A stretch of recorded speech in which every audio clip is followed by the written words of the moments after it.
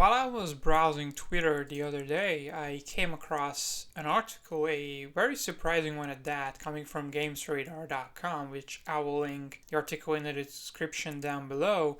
And the article basically is about why DC films need to stick with Zack Snyder after his Justice League movie releases finally on March of this year. And this has got me thinking that ever since Zack Snyder was basically fired or stepped away, whichever rhetoric you want to use, from Justice League, DC projects have not been the same as with him at the helm. And what I mean by that is that ever since May of 2017, when he stepped away from Justice League and DC films in general, there has been a void in the middle of just the whole IP and the franchise itself. Ever since Justice League released, we have gotten mixed films in the sense that we had Aquaman and Shazam being the better ones. And the funny thing is that both of those movies are directly tied to the Snyderverse itself. Of course, in Aquaman, Zack Snyder was credited as an executive producer because he created that iteration of Aquaman with Jason Momoa. And we know that James Wan actually showed him to film several times, even though the studio wasn't really on board with that. And with Shazam, it is clear that the film is set in the Snyderverse with references to Henry Cavill's Superman and Ben Affleck's Batman throughout the Batarang and stuff like that.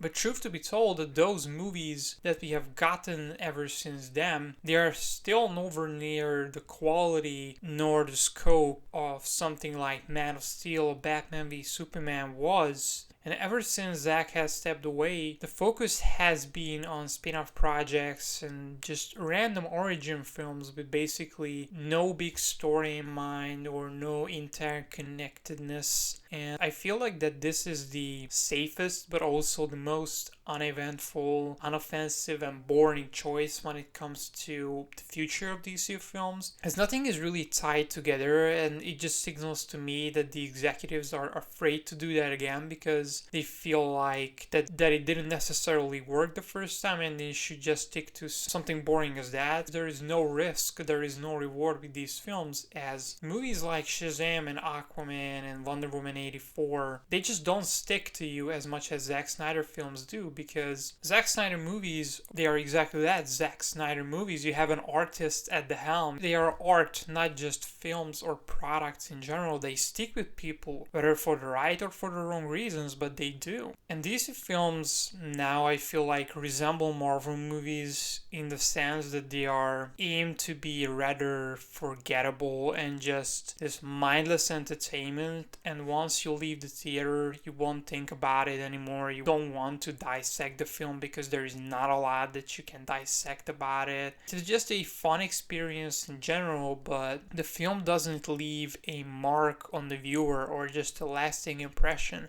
And I feel like that this is the whole point of art, and this is what Zack Snyder's films has always did to a certain extent, whether it be a good mark or a bad mark in that regard. It at least makes you think and speak about the film and just hopefully discuss it in a respectful manner with others on the internet. Now, the only outlier in that department has been Joker, which was a phenomenal success, not just with fans, but in box office wise as well. But the thing is that Joker was an R-rated psychological thriller or character study of a film, and when it was known that Joker was a success, we heard about that they were developing more DC Black Label films, which are this kind of one-off and character-focused movies, but we still haven't heard anything about it, and I believe that the studio are still afraid to delve into this R-rated psychological thriller with characters like Lex Luthor, for example. And this leads back to my point, which I made earlier, that they are afraid to take risks. Even though these are not really high budget films, they cost like $50-60 million when you put it next to something like Aquaman, which cost up to $200 million.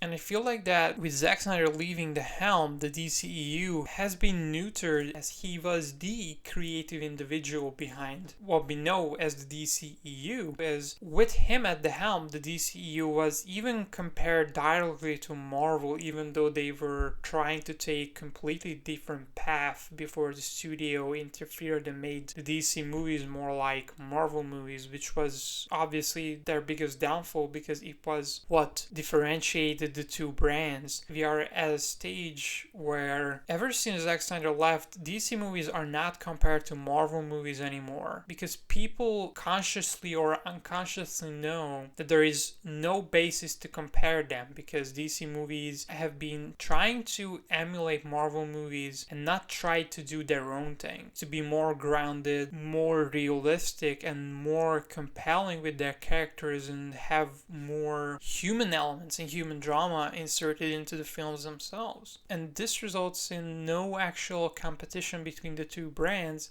as they are not homogeneous. People just go into the theater expecting a Marvel movie with just different characters with like Aquaman or Gal Gadot, and this is basically what they got. And one of the other reasons, and maybe the biggest one, is why DC needs Zack Snyder is that because Zack Snyder originally had a 5-movie or 5-arc Superman story in place for his Man of Steel and his characters. And this could further open up doors to an infinite number of spin-offs, which Zack Snyder's Justice League is going to be, as these spin-offs and other projects can basically include even the Nightmare timeline as an HBO Max show, or we know about Ben Affleck HBO Max show or movie, and we know that the script is done. We know about a potential Jared Leto Joker movie. Now, when we just look into the future of DC films, we have 2 movies which are coming up. One of them is The Suicide Squad, directed by James Gunn, of course, and Matt Reeves' Batman. Now, the funny thing is about those 2 projects is that The Suicide Squad and The Batman are both one-off films. They exist in their own universe. They don't necessarily connect to previous iterations of the Suicide Squad or Ben Affleck's Batman. And The Suicide Squad is that, a one-off film, and Reeves' Batman is